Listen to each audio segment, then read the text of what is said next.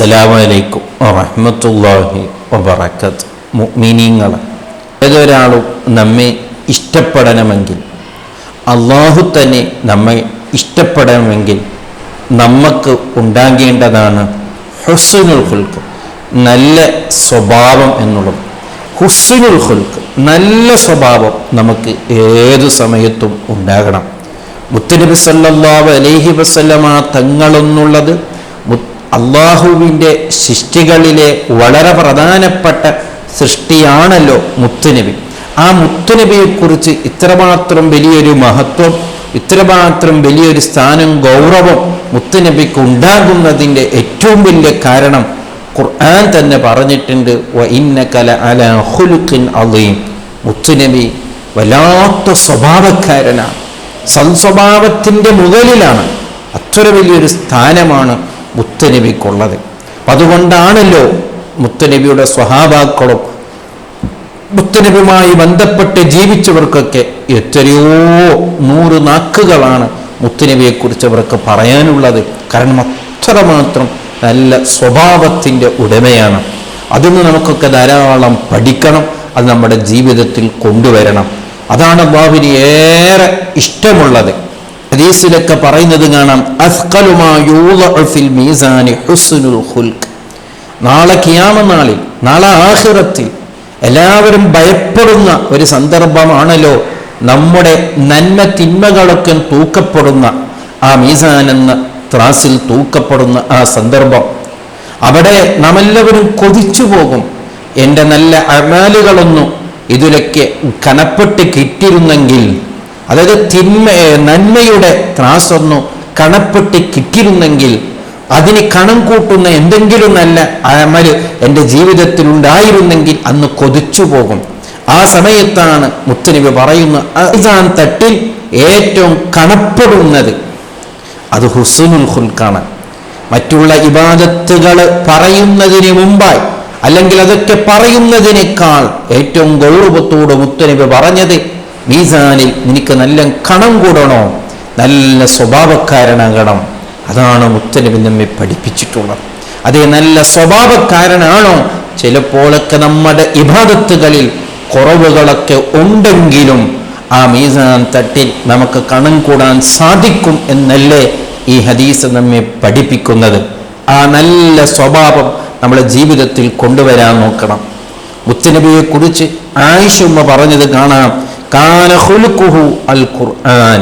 മുത്തുനബിയുടെ സ്വഭാവം എന്താണെന്ന് ചോദിച്ചപ്പോൾ ആയിഷ ഉമ്മ പറഞ്ഞത് അൽ ഖുർആൻ, ഖുർആനാണ്. സുബ്ഹാനല്ലാഹ്, അതിൻ്റെ അർത്ഥം എന്താണ് വിവരിക്കാൻ കഴിയില്ല. ഖുർആനിൽ എന്തെല്ലാം സ്വഭാവങ്ങൾ പഠിപ്പിക്കുന്നു, അതൊക്കെ മുത്തുനബിയിലുണ്ട് എന്നല്ലേ. ഒരു ഭാര്യ ഭർത്താവിനെ കുറിച്ച് അങ്ങനെ പറയണമെങ്കിൽ അത് ചെറിയ വിഷയമൊന്നുമല്ല. ഒരു ഭാര്യ ഭർത്താവിനെ അത്രമാത്രം മദ്ഹാക്കി പറയണമെങ്കിൽ ആ മുത്തുനബിയുടെ സ്വഭാവം എന്തായിരിക്കും? എന്തോ 2-3 വാക്കുകൾ പറഞ്ഞിട്ട് ആയിഷുമ്മ നിർത്തുകയല്ല, എന്നെ കൊണ്ട് പറയാൻ കഴിയില്ല. ഖുർആനാണ് മുത്തുനബി, ഖുർആൻ എന്തൊക്കെയുണ്ട് അതൊക്കെ മുത്തുനബിയുടെ ജീവിതത്തിലുണ്ട് എന്നല്ലേ. സുബ്ഹാനല്ലാഹ്, അതൊക്കെ നമ്മൾ പഠിച്ചിരിക്കണം. അതൊന്ന് ചെറിയൊരു ഭാഗമെങ്കിലും മുത്തുനബിയെ നാം പിന്തുടരുന്നവരാണല്ലോ, അത് നമ്മുടെ ജീവിതത്തിൽ ഉണ്ടാകണം. അക്സറു മാ യുദ്ഖലുൽ ജന്ന ബിത്തഖ്വല്ലാഹി വഹുസ്നുൽ ഖൽഖ്. സ്വർഗത്തിലേക്ക് കടക്കാൻ ഒരു അടിമക്ക് ഏറ്റവും ഉപകാരപ്പെടുന്ന അമലുകളിൽ വെച്ച് ഏറ്റവും നല്ലത് 2 അമലുകൾ സൂചിപ്പിച്ചുകൊണ്ട് മുത്തുനബി പറയുന്നത്, ഒന്ന് തഖ്വയാണ്, രണ്ടാമത്തത് ഹുസ്നുൽ ഖുൽഖാണ്.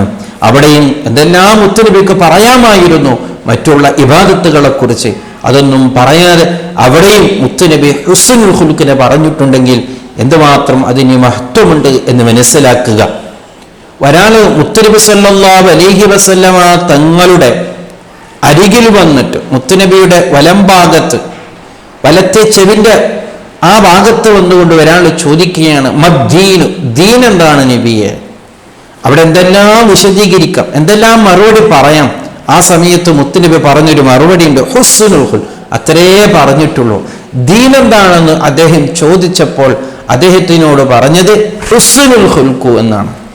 അങ്ങനെ അദ്ദേഹം മുത്തുനബി സല്ലല്ലാഹു അലൈഹി വസല്ലമ തങ്ങളുടെ ഇടത്തെ ഭാഗത്ത് വന്നുകൊണ്ട് ചോദിച്ചു. വീണ്ടും അതേ ചോദ്യമാണ്, മദ്ദീനു, ദീൻ എന്താണ് നബിയെ? അവിടെയും മറുപടി അത് തന്നെയാണ്, ഹുസ്നുൽ ഖുൽഖ് എന്നാണ്. അങ്ങനെ വീണ്ടും മുത്തുനബിയുടെ പിന്നിൽ വന്ന് ചോദിക്കുകയാണ്, മദ്ദീനു, ദീൻ എന്താണ് നബിയെ? അപ്പോഴാണ് മുത്തുനബി ഒന്നും കൂടി അദ്ദേഹത്തിന്റെ ഭാഗത്തിലേക്ക് തിരിഞ്ഞുകൊണ്ട്, ഞാൻ പറഞ്ഞത് മനസ്സിലായില്ലേ, ഹുസ്നുൽ ഖുൽഖാണെന്ന് പറഞ്ഞിട്ട് ഒന്നും കൂടെ ഹുസ്നുൽ ഖുൽഖിൽ വളരെ പ്രധാനപ്പെട്ട ഒരു കാര്യം മുത്തുനബി പറയാൻ, ലാ തഗ്ളബ്, നീ ദേഷ്യപ്പെടാതിരിക്കലാണ് എന്ന് മുത്തുനബി പറയുന്നു. എത്രമാത്രം ഇതിലൊക്കെ നമുക്ക് പഠിക്കാനുണ്ട്. എത്ര പാഠങ്ങളാണ് മുത്തുനബി ഇതിൽ പഠിപ്പിച്ചിട്ട്. ഒരു 2-3 പ്രാവശ്യം ചോദിച്ചപ്പോഴൊക്കെ മുത്തുനബി പറഞ്ഞത് ഹുസ്നുൽ ഖുൽഖാണ്, നല്ല സ്വഭാവമാണ് എന്നുള്ളത്. എല്ലാവരാളും ഇഷ്ടപ്പെടുന്നത് അത് തന്നെയാണല്ലോ. മുത്തുനബിയെ കുറിച്ച് തന്നെ ഖുർആൻ പറഞ്ഞിട്ടുണ്ട്, യാ റസൂലല്ലാഹ്, അവിടുത്തെ സ്വഹാബാക്കളും അവിടുത്തെ കുടുംബക്കാരും അവിടുത്തെ ഭാര്യമാരൊക്കെ മുത്തുനബി ഏറെ ഇഷ്ടപ്പെടാനൊക്കെ കാരണം അവിടുത്തെ സ്വഭാവമാണ്. ഒരു കടുപ്പപ്പെട്ട സ്വഭാവക്കാരനായിരുന്നെങ്കിൽ മുത്തുനബിയെ ആരും ഇഷ്ടപ്പെടില്ലായിരുന്നൊക്കെ ഖുർആൻ നമ്മെ സൂചിപ്പിച്ചിട്ടുണ്ട്. വളരെ ഗൗരവത്തോടു കൂടെ മനസ്സിലാക്കുക, അല്ലാഹുവിന്റെ അടുക്കൽ ഏറ്റവും ഇഷ്ടമുള്ളൊരു വിഷയമാണ് ഹുസ്നുൽ ഖുൽഖ്, സ്വഭാവം നന്നാക്കുക എന്നുള്ളത്. അല്ലാഹു സുബ്ഹാനഹു വ തആല നമ്മുടെ സ്വഭാവങ്ങളെല്ലാം നന്നാക്കാനുള്ള തൗഫീഖ് നൽകുമാറാവട്ടെ. അസ്സലാമു അലൈക്കും വറഹ്മത്തുള്ളാഹി വബറകാതുഹു.